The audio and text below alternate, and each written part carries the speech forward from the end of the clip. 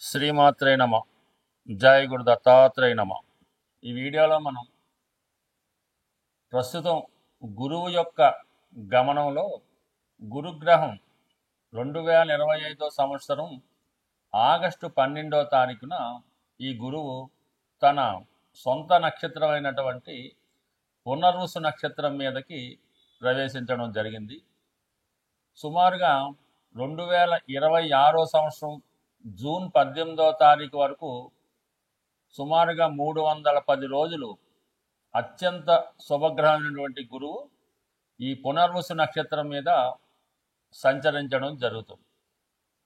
ఈ సంచరించడంలో నవంబర్ 12వ తారీఖు నుంచి అంటే 2025 నవంబర్ 12 నుంచి 11వ తారీఖు మార్చి 2026 వరకు కూడా గురుగ్రహం వక్రగమనం పొందడం జరుగుతూ ఉంటుంది. అంటే గురువు మామూలు కన్నా వక్రగమనంలో ఉన్నప్పుడు అత్యంత శుభ ఫలితాలు ఇవ్వడం జరుగుతూ ఉంటుంది. సో మళ్ళా మనకి ఇదే గురువు అక్టోబర్ 18వ తారీఖు నుంచి డిసెంబర్ 5వ తారీఖు వరకు అంటే ఇంతంతా 2025 సంవత్సరం అక్టోబర్ 18 నుంచి డిసెంబర్ 5 వరకు కూడా గురువు కర్కాటక రాశిలో సంచరించడం జరుగుతూ ఉంటుంది. అంటే అక్టోబర్ 18న కర్కాటకంలో ప్రవేశించిన గురువు నవంబర్ 12వ తారీఖున వక్రగమనం పొంది తిరిగి మళ్ళా మిథున రాశిలోకి ప్రవేశించడం జరుగుతుంది. సుమారుగా ఒక 50 రోజుల పాటు ఈ గురువు కర్కాటక రాశిలో తన ఉచ్చక్షేత్రంలో అత్యంత బలవంతుడై సంచరించడం జరుగుతూ ఉంటుంది. అంటే మొత్తం మీద పునర్వసు నక్షత్రంలోనే ఇదంతా జరుగుతుంది. పునర్వసు నక్షత్రం 3 పాదాలు మిథున రాశి యందు, ఒక పాదం కర్కాటక రాశి యందు సంచరించడం జరుగుతూ ఉంటుంది. ఈ కారణం వల్ల ఏంటంటే గురువు ఈ సమయంలో మీకు కర్కాటకంలో గురువు ఉచ్చ పొందడం జరుగుతూ ఉంటుంది. ఏదైనా ఒక గ్రహం ఉచ్చక్షేత్రానికి వెళ్తున్నప్పుడు అత్యంత బలం పుంజుకొని తన యొక్క శుభ ఫలితాల్ని వివిధ రాశుల వారికి, గురుదశ జరుగుతున్న వాళ్ళకి, గురువు యొక్క అంతర్దశ జరుగుతున్న వాళ్ళకి అనుకూలంగా ఇవ్వడం జరుగుతూ ఉంటుంది. సో అయితే ఇప్పుడు ఈ గురుగ్రహ ప్రభావం ఏ రాశి వారి మీద ఏ విధంగా ఉంటుందో తెలుసుకునే ముందుగా ఇక్కడ చిన్న మళ్ళీ లాజిక్ ఒకటి ఉందన్నమాట. ఈ ప్రస్తుతం ఈ రాహుగ్రహం గురువు యొక్క నక్షత్రం అయినటువంటి పూర్వభాద్ర నక్షత్రంలో సంచరించడం జరుగుతుంది. ఇంచుమించుగా ప్రస్తుతం పూర్వభాద్ర నక్షత్రం మీద ఉంటూ నవంబర్ 23వ తారీఖు వరకు అంటే నవంబర్ 23, 2025 సంవత్సరం వరకు ఈ గురువు యొక్క మరొక నక్షత్రం పూర్వభాద్ర నక్షత్రం మీద సంచరించడం వల్ల ఆటోమేటిక్గా గురువు ఈ రాహు యొక్క ప్రభావానికి లోనవడం జరుగుతూ ఉంటుంది. సో రెండు కూడా ఈ విధంగా ఒక కోణ దృష్టి ఈ గురువు మరియు రాహు మళ్ళీ ఏర్పడడం వల్ల గురువు రాహు యొక్క ప్రభావానికి లోనవడం వలన కొన్ని ఫలితాలు జాతకుడికి అనుకూలంగా ఇవ్వడం జరగదు. అయితే 1-2 సార్లు ప్రయత్నం చేయడం వల్ల జరుగుతూ ఉంటుంది. కొన్ని కార్యక్రమాల్లో అంటే రాహుకి అనుకూలంగా ఉన్నటువంటి కార్యక్రమాల్లో గురువు మనకి అనుకూల ఫలితాలు ఇవ్వడం జరుగుతూ ఉంటుంది. ఏదైనా గురువు ఒక భావంలో ఉన్న ఒక స్థానంలో ఉన్న ఆ భావాన్ని ఎక్స్పాండ్ చేయడం జరుగుతూ ఉంటుంది. ఆ భావాన్ని బాగా పెంచుతూ ఉంటాడు అనమాట. ధన స్థానంలో ఉంటే బాగా ధనవంతుడు చేస్తాడు, సంతాన స్థానంలో ఉంటే ఎక్కువ సంతానాన్ని ఇస్తూ ఉంటాడు. సేమ్ రాహు కూడా అదే పద్ధతి. రాహు కూడా ఏ భావంలో ఉన్నా ఆ భావాన్ని తన యొక్క పద్ధతిలో అంటే తనదైన మార్పు సృష్టించే విధంగా పెంచుతూ ఉంటాడు. ఏదైనా ఒక అనెతికల్ ఉందనుకోండి, ఏదైనా ఒక అనెతికల్ అంటే మామూలుగా ఏదంటే ఒక చెడ్డ అలవాట్లు ఉంటే దాన్ని బాగా పెంచుతూ ఉంటాడు. ఒక వ్యభిచారం అవ్వచ్చు, ఒక స్మగ్లింగ్ అవ్వచ్చు, ఇవన్నీ కూడా రాహు యొక్క లక్షణాలు. రాహు ఏదైనా ఒక విషయాన్ని విపరీతంగా పెంచి మళ్ళీ సడన్గా దానివల్ల డౌన్ఫాల్ ఇస్తూ ఉంటాడు. సో ఇప్పుడు ఈ రాహు మనకి నవంబర్ 12 వరకు, రాహు నవంబర్ 23 వరకు మనకి ఈ పూర్వభాద్ర నక్షత్రంలో సంచరించడం వల్ల గురువు అప్పటి వరకు కొన్ని మిశ్రమ ఫలితాలు ఇస్తూ దాని తర్వాత నుంచి నవంబర్ 23 నుంచి ఇంచుమించుగా మనకి జూన్ 2018 వరకు జాతకుడికి శుభ ఫలితాలు ఇవ్వడం జరుగుతూ ఉంటుంది. అందువల్ల ఏంటంటే ఏ రాశి వారికి ఏ విధమైనటువంటి ఫలితం రావడం జరుగుతుంటుందని తెలుసుకునే ప్రయత్నంలో గురువు యొక్క కారకత్వాలు అంటే గురువు శుభగ్రహం, అటు ధనకారకుడు అంటే రెండో స్థానానికి కుటుంబానికి, పంచమ స్థానం సంతానానికి, జాతకుల్లో ఉన్నటువంటి తెలివితేటలకి, ఉన్నత విద్యకి, పూర్వపుణ్యానికి కారణమవుతుంటాడు. 11వ భావానికి అంటే ధన లాభానికి కారణమవుతుంటాడు. సో ఈ విధంగా గురువు తన కారకత్వాల ద్వారా తన ఉన్న స్థానాల ద్వారా జాతకుడికి శుభ ఫలితాలు ఇచ్చే ప్రయత్నం జరుగుతూ ఉంటుంది.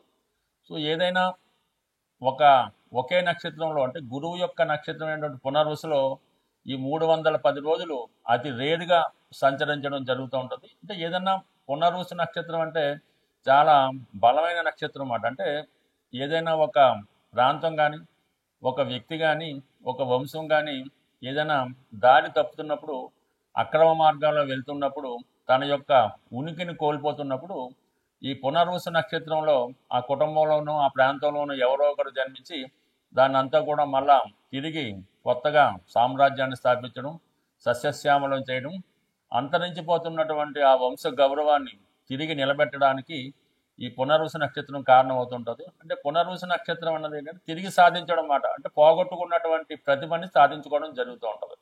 ఇప్పుడు ఎవరికైతే ఈ గురుగ్రహం అనుకూలంగా ఉంటుందో వాళ్ళు గతంలో ఏవైతే పోగొట్టుకున్నారో, దేనికోసం అయితే ప్రయత్నం చేస్తున్నారో అవన్నీ కూడా ఈ గురువు మనకి ఈ పునర్వసు నక్షత్రం మీద సంచరిస్తున్నటువంటి టైంలో ఎవరికి ఏ విధంగా లాభం పొందుతున్నది కొద్దిగా రాశుల వారిగా తెలుసుకునే ప్రయత్నం చేద్దాం.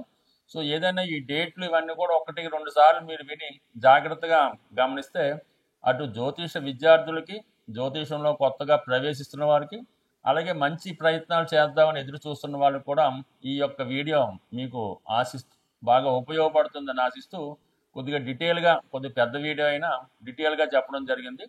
బట్ ఏదైనా శాస్త్రం మీద అభిమానం ఉన్న వాళ్ళకి, కొద్దిగా మైండ్ పెట్టి వింటున్న వాళ్ళకి ఇది ఖచ్చితంగా ఉపయోగపడుతుంది. ఈ వీడియోలో మనం వృషభ రాశి వారికి 310 రోజుల పాటు గురువు అందించే శుభ ఫలితాలు ఏ విధంగా ఉంటాయి అని మనం పరిశీలించినప్పుడు, ప్రస్తుతం ఈ 310 రోజులు కూడా గురువు పునర్వసు నక్షత్రంలో సంచరించడం జరుగుతుంది. అంటే సాధారణంగా ప్రస్తుతం గురువు ఏ రాశిలో ఉంటే ఆ రాశి ఫలితాలు అయితే పునర్వసు నక్షత్రంలో ఉండడం వల్ల గురువు యొక్క సొంత రాశులైనటువంటి ధనుస్సు అలాగే మీనం ఈ రాశుల యొక్క ఫలితాలు కూడా మీకు ఇవ్వడం జరుగుతూ ఉంటుంది. దాంతోపాటుగా ప్రస్తుతం మిథున రాశిలో ఉన్నటువంటి గురువు కన్యా రాశిలో ఉంటే ఏ విధమైన ఫలితం వస్తుందో ఆ ఫలితం కూడా రావడం జరుగుతూ ఉంటుంది. సో ఏదైనా వృషభ రాశి వారికి రాబోయే ఆగస్టు 12 నుంచి జూన్ 18 మధ్యలో అంటే 310 రోజులు చాలా కాలంగా ఆగిపోయినటువంటి ముఖ్యమైనటువంటి పనులు, అలాగే మీ జీవిత ఆశయం, మీరు దేనికైతే సాధించాలి, ఏదైతే మీ యొక్క ఆశయంగా పెట్టుకున్నారో ఆ ఫలితాన్ని మీరు 100% సాధించడం జరుగుతూ ఉంటుంది. దానికి కేవలం మన వృషభ రాశి వారికి గురువు యొక్క అనుగ్రహంతో పాటు మనం చెప్పిన పీరియడ్ అంతా కూడా శని కూడా లాభస్థానంలో ఉంటూ కొద్ది రోజుల పాటు ఈ గురువు మీద కోణ దృష్టి ఏర్పడడం జరుగుతూ ఉంటుంది అన్నమాట. దీనివల్ల కూడా జాతకుడి యొక్క ముఖ్యమైన కార్యక్రమాలు నెరవేరడం జరుగుతుంది. అది ఏంటన్నది కొద్ది డీటెయిల్గా తెలుసుకున్నప్పుడు మరి ముందుగా ధనస్థానంలో ఉన్నటువంటి గురువు అటు అష్టమాధిపతిగా ఆకస్మిక ధనలాభాన్ని, పోగొట్టుకున్నటువంటి ధనం తిరిగి సంపాదించుకోవడం, దూరమైనటువంటి బంధువులు కొంతకాలం పాటు మీకు దూరంగా ఉంటూ అసలు మాట్లాడలేకుండా ఎక్కడో విదేశంలోనో చాలా ప్రాంతంలో ఉన్నవారు తిరిగి మళ్ళీ మీ కుటుంబంలో కలుసుకోవడం జరుగుతూ ఉంటుంది. అలాగే ముఖ్యంగా ఏంటంటే కుటుంబంలో ఆగిపోయినటువంటి శుభకార్యాలు ఏమైనా ఉంటే తిరిగి పునఃప్రారంభం అవడం జరుగుతూ ఉంటుంది. అంటే ఏదో కొంతకాలం పెళ్లి ప్రయత్నాలు చేస్తాం, ఏదో కారణం వల్ల ఆగిపోతూ ఉంటాయి, దాన్ని మళ్ళీ తిరిగి ప్రారంభిస్తారన్నమాట. అంటే గురువు ఏ భావంలో ఉంటే ఆ భావం పెంచుతాడు అనుకున్నాం కదా, కుటుంబ సభ్యుల సంఖ్య పెరుగుతుంది. సో దీనివల్ల మీ కుటుంబంలో ఎవరో ఒకరు వచ్చి కలడం వల్ల అది సంతానం వల్ల అవ్వచ్చు, మీకు సంతానం అవ్వచ్చు, పిల్లలు పెళ్ళి అవ్వచ్చు, ఇవన్నీ జరగడం వల్ల అనుకూలత ఏర్పడుతుంది. గురువు ధనకారకుడుగా ధనాన్ని, సంతానకారకుడుగా సంతాన్ని ఇవ్వడం జరుగుతూ ఉంటుంది. దాంతోపాటు లాభాధిపతి ధనం, అంటే మనం ఏదైనా పని చేసినప్పుడు కొంత లాభాన్ని ఆశిస్తూ ఉంటాం. అటువంటి లాభాన్ని ఈ సమయంలో రావడం జరుగుతూ ఉంటుంది. ఇది ఒక విధంగా ఒక ప్రైజ్ మనీ లాంటిది కూడా అవ్వచ్చు. మొత్తం మీద ఆర్థిక పరంగా బాగుంటుంది. దాని తర్వాత ఏంటంటే అక్కడ శని భగవానుడు ఉన్నాడు కదా మనకి, గురువు యొక్క రాశి మీనరాశిలో. దానివల్ల ఏమిటంటే శని యొక్క ఫలితాలు 9, 10 అంటే ఉద్యోగ ప్రయత్నాలు ఫలిస్తాయి. నిరుద్యోగులకి ఉద్యోగ అవకాశాలు రావడం జరుగుతూ ఉంటుంది. గతంలో ఏదైనా ఉద్యోగం కోసం ప్రయత్నం చేసి మాని ఉంటే ఆ ఉద్యోగం అన్నది రావడం జరుగుతూ ఉంటుంది. ఎస్పెషల్లీ విదేశ ప్రయత్నాలు, విదేశ వ్యవహారాలు చాలా వరకు కలిసి రావడం జరుగుతూ ఉంటుంది. ఇంకా ఫైనల్గా మరి పంచమ స్థానం వల్ల ఏంటి విద్యార్థులకి ఇది అనుకూలంగా ఉంటుంది.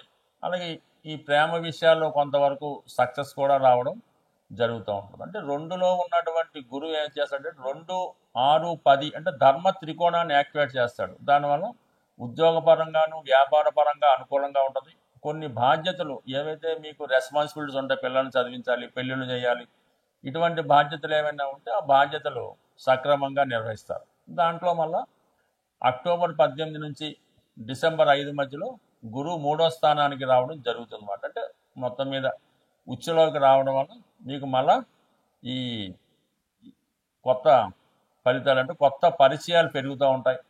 అలాగే ఎక్కువగా ప్రయాణాలు చేస్తారు, దూరమైన మిత్రులను కలుసుకుంటారు, మంచి గురువు లభిస్తాడు. అలాగే మీరు ఒక హోదాలో ఉంటే, ఒక ఉపాధ్యాయుల్లో ఉంటే మంచి ప్రయత్నాలు, మంచి ఫలితాలు రావడం జరుగుతుంటుంది. ఏదైనా మీ యొక్క ప్రోగ్రెస్కి అటు ఆధ్యాత్మిక రంగంలో కానీ, ఉద్యోగ ప్రయత్నాల్లో కానీ, ఏదైనా మీ యొక్క వ్యక్తిగత డెవలప్మెంట్, ఇంప్రూవ్మెంట్ కనబడడం జరుగుతూ ఉంటుంది. ఎస్పెషల్లీ ఎక్కువగా ప్రయాణాలు చేయడం, ప్రయాణాల ద్వారా కొత్త విషయాలు తెలుసుకోవడం, ఎస్పెషల్లీ దూర ప్రాంతంలో ఉన్నటువంటి మీ సంతానాన్ని కలుసుకోవడం, ఏదైనా గురువు వృషభ రాశి వారికి ఈ రాబోయే 310 రోజులు వారి యొక్క జీవన విధానాన్ని, లైఫ్ స్టైల్ని, ఆర్థిక వ్యవస్థని సంపూర్ణంగా మార్చడం జరుగుతూ ఉంటుంది. అయితే ఎప్పుడైనా సరే గురువు మనకు ఫలించాలంటే మనం మంచి నడవడికతో ఉండి, మంచి ఆలోచనలతో పూర్తిగా భగవంతుడి మీద భారం వేస్తే 100% మంచి ఫలితాలు రావడం అన్నది జరుగుతూ ఉంటుంది. అంటే ఏదైనా మన నడవడిక, మన మంచి ప్రయత్నం ఉన్నప్పుడే మరి గురుగ్రహం మనకి సహకరించి మమ్మల్ని అభివృద్ధి వైపు తీసుకెళ్లే ప్రయత్నం చేస్తుంది.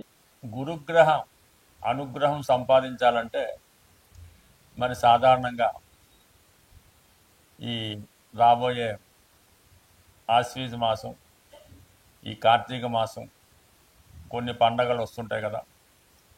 కార్తీక మాసంలో ఎస్పెషల్లీ మీరు ఏదైనా ఒక శివమాల ధరించిన, వెంకటేశ్వర స్వామికి సంబంధించినటువంటి మాల ధరించిన, లేదంటే రేపు దసరాలో అమ్మవారికి సంబంధించిన సంకల్పం తీసుకొని మాల ధరించిన, లేదు అయ్యప్ప స్వామి దీక్ష తీసుకున్న, ఏదో ఒక దీక్ష మీరు, అది 40 రోజులు, అర్ధమండలం, 8 రోజులు, మీ యొక్క సంకల్పాన్ని బట్టి, భగవంతుడు మీకు ఇచ్చిన అవకాశాన్ని బట్టి ఇటువంటి దీక్ష మీరు చేయడం వల్ల మీకు గురువు యొక్క అనుగ్రహం తొందరగా లభించే అవకాశం ఉంది. సాధారణంగా గురువు అటు మీ యొక్క కుల గురువుని కానీ, ప్రస్తుతం మనకు ఉన్నటువంటి దత్తాత్రేయుడు, రాఘవేంద్ర స్వామి, సాయిబాబా వారు, అంటే ఎవరి నమ్మకం వాళ్ళది, ఆ గురువుని సేవించడం, లేదు తల్లిదండ్రులను సేవించడం, విద్య నేర్పిన గురువుని సేవించడం, దానివల్ల మీకు గురువు యొక్క అనుగ్రహం లభిస్తుంది. చాలా సింపుల్గా ఒక మంచి పసుపు కొమ్ము తీసుకొని, అది మీరు వ్యాపారస్తులైతే మీరు క్యాష్ బాక్స్లో పెట్టుకోండి, అలాగే ఒక పసుపు కొమ్ము మీ పాకెట్లో పెట్టుకోండి, లేదంటే అది దండకి కట్టుకోవడం వల్ల కూడా, అంటే పసుపు కొమ్ము మీ దగ్గర ఉండడం వల్ల గురుగ్రహ అనుగ్రహం లభిస్తుంది. అదే గురువారం రోజు దైవాన్ని పూజించడం, అంటే గురువారానికి గురువు అధిపతి అవుతుంటాడు. ఆ గురువారం రోజు మీరు ఏ దైవాన్ని పూజించినా ఆ సంకల్పం మీకు రావడం జరుగుతూ ఉంటుంది. బట్ ఏదైనా గురువు యొక్క అనుగ్రహం పొందాలంటే ఎక్కువగా పసుపు వాడటం, పసుపు రంగు వస్త్రాలు ధరించడం, అలాగే పసుపుతో చేసినటువంటి వినాయకుడిని ప్రతిరోజు పూజించుకోవడం వల్ల కంప్లీట్గా మీకు గురువు యొక్క అనుగ్రహం లభిస్తూ ఉంటుంది. లేదు నవగ్రహాల్లో ఉన్నటువంటి గురువు యొక్క స్తోత్రాన్ని పారాయణం చేయడం వల్ల అనేక కారణాలు చాలా సింపుల్గా కూడా మీరు గురువు యొక్క అనుగ్రహం పొందవచ్చు.